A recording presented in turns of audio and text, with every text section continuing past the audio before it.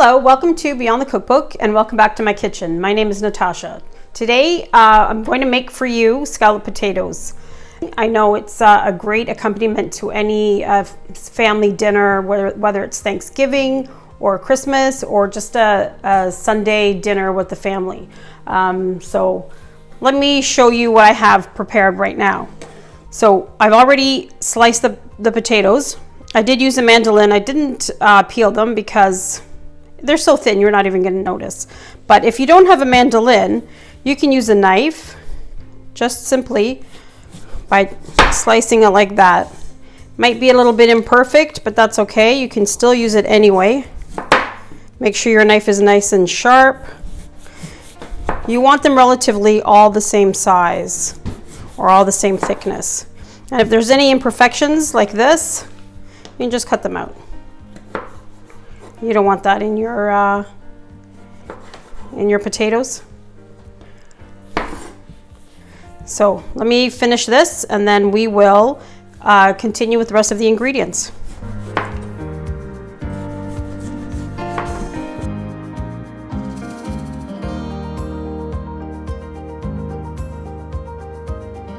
Making these now, I've been testing recipes now for quite a while, and I finally have come to something that everybody can agree on. And I make mine cheesy and creamy, and in order to do that, you need some ingredients, obviously. You need some flour and some butter, an onion. I use 3 kinds of cheeses, some milk. For spices, we have smoked paprika, garlic powder and ground aniseed, and of course salt and pepper to taste.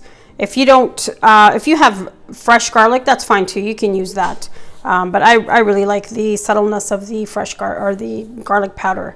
And of course, there's breadcrumbs to top over the mixture, and then it'll go in the oven for about an hour or so, and it'll toast up, and it'll be just lovely.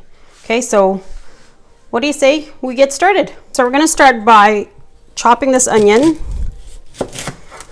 and sauteing it in butter before we add the flour and the milk to make our roux so that we have a nice cheese sauce.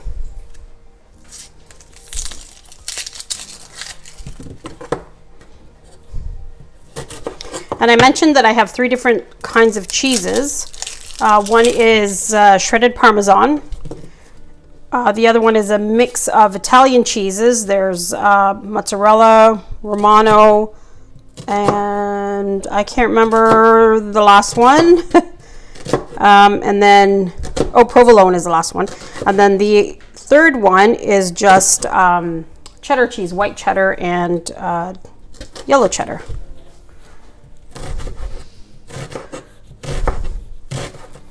So I've turned the pan on. It's a medium-high heat. I'm going to add the butter, and I want the butter to melt. And I'm going to add the onions once it's hot enough that it'll saute the onions. So the butter's melted. I'm going to add the onions. Oops.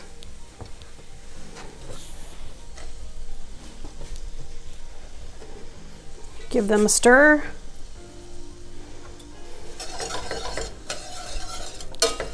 I just want them to saute lightly.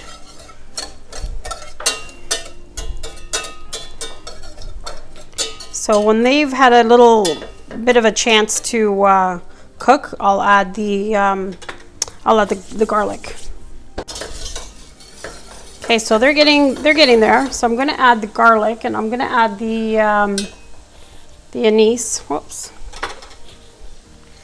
I don't want to add the paprika yet. I'm going to add that closer to the end. So that's going to toast up a little bit. It smells so good already.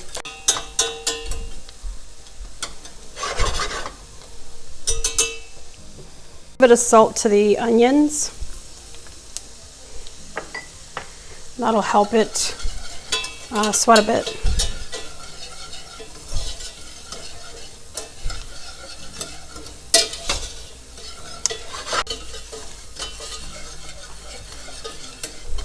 In order to create a roux, it's equal parts flour, butter, and milk. So in this case, I'm using 3 tablespoons of butter.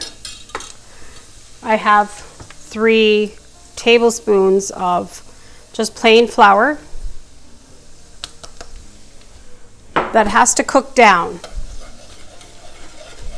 So you have to get rid of that floury, raw flour taste. So give it some time.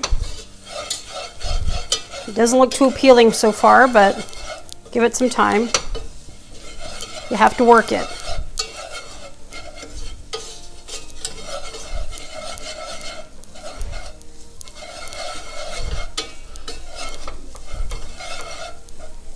So this is cooked down for about 5 minutes. So now I'm going to add the milk. I'm going to add a little bit at a time because I really want to control the thickness.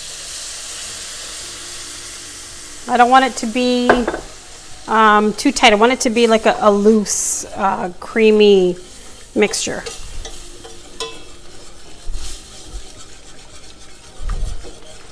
So just whisk, incorporate everything.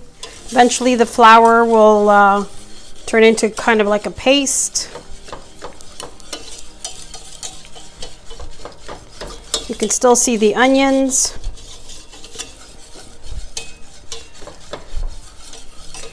And you just keep adding milk like this until you have the consistency that you want.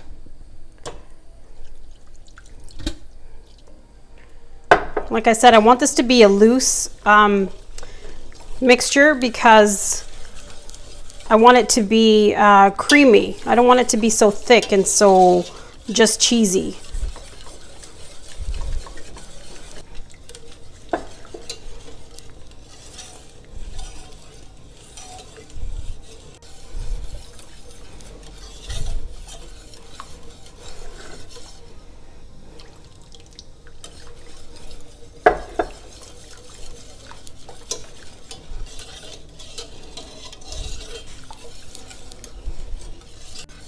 Okay, so this is the consistency that I want, and as I cook it and add the cheese to it, I'm not adding a whole lot of cheese, but I am going to add some. If it gets thicker, I'm just going to add a little bit more milk because I really do want it to be loose. I don't want it to be too thick. I don't want it to be too tight. So now I will add the smoked paprika, some salt, and some pepper.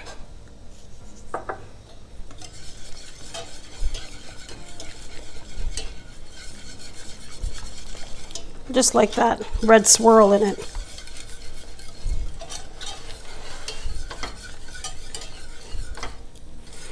I'm going to let it come up to a little bit of a simmer, and then I'm going to turn it off and add the cheese.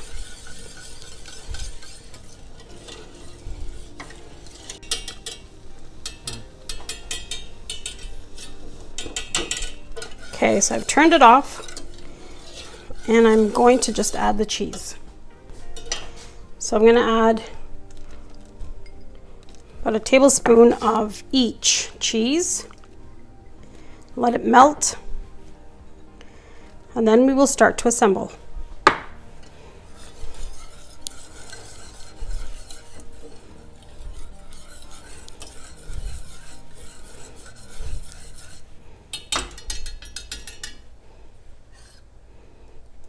And that's perfect. That's exactly how I want it to be. Okay.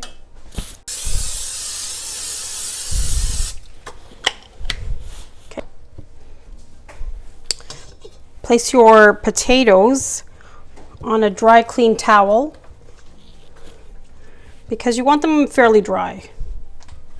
They've been soaking in water. I used the mandolin to slice them, and then they've been soaking in water all this time.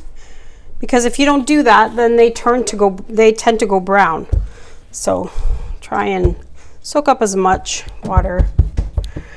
Sprayed this pan. It's a 9 by 12 or 13 and a half, and I sprayed it with just cooking spray. I'm going to add a little bit of the sauce to the bottom. Ooh, it's nice and gooey. You don't need a lot.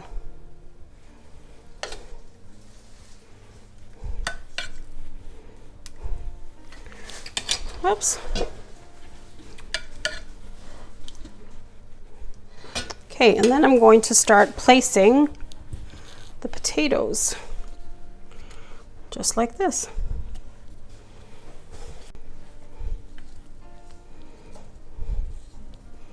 And I think I've cut enough potatoes to add 3 layers.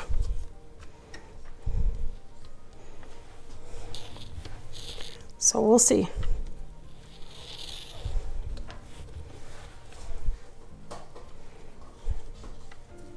If you see any that are imperfect or have any bruises or anything, I try to get them before I cut them, but if you miss any, just take care of it now. A little bit of salt. And then our 3 cheeses.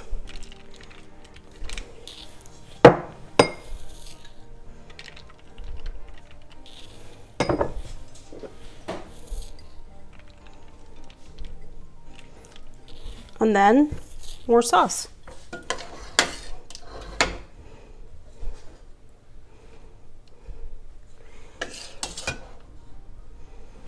You don't need a whole lot. You can use the back of the spoon to spread it.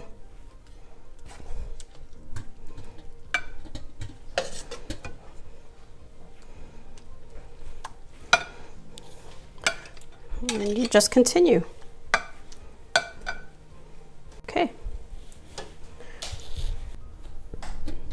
And then when I do the second layer, I start on the opposite side. Not for any reason, just because I think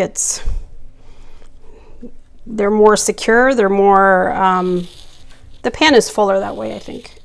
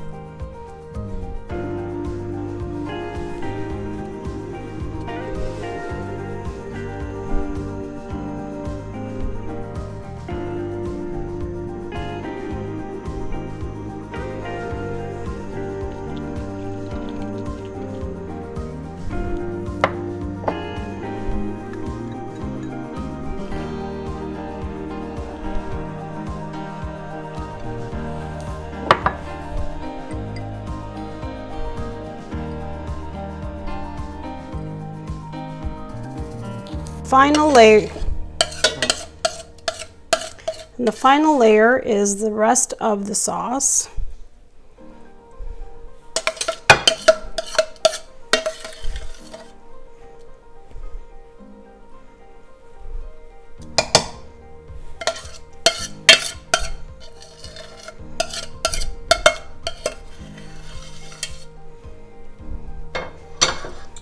And then spread it with the back of the spoon. Try to make sure that the potatoes don't move.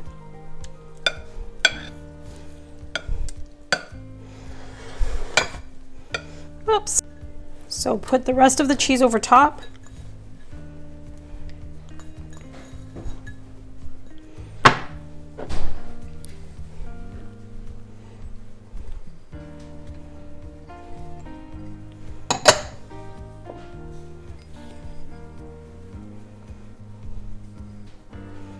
And the last step is just sprinkling it with breadcrumbs. Now this is the Italian seasoned breadcrumbs. I use them all the time.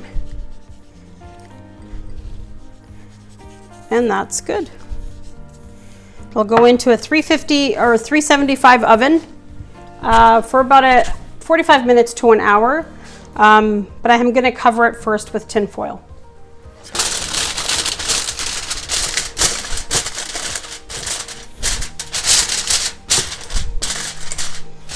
Okay, in about the last 15 minutes of cooking, you just take the tin foil off because you want a nice golden crust.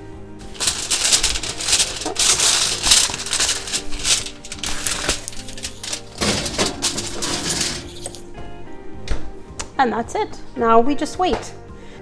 Now would be a perfect time for you to like and subscribe and leave a comment below and let us know what you think of our little channel.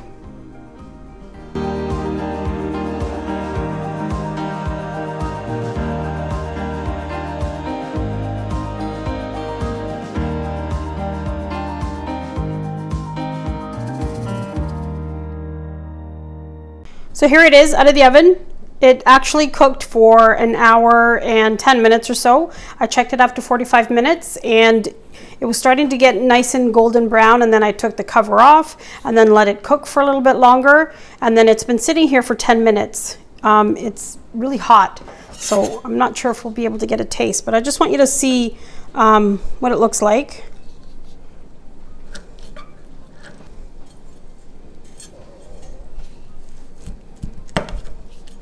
I'll try and lift this off.